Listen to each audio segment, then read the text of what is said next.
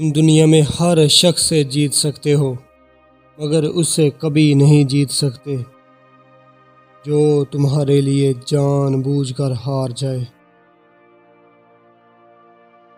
تنگ میں سخاوت کرنا، غصے میں سچ بولنا اور طاقت کے ہوتے ہوئے معاف کرنا افضل ترین نیکیوں میں سے ہے۔ جو اللہ تعالیٰ پر توکل کرتا ہے وہ فکر مند اور دردناک حال میں نہیں ہوتا۔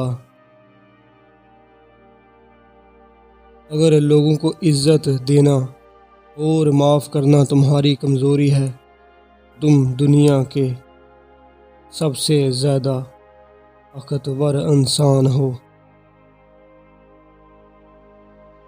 مومن کے لیے ہر وہ دن عید کا دن ہوتا ہے جس دن وہ گناہ نہ کرے۔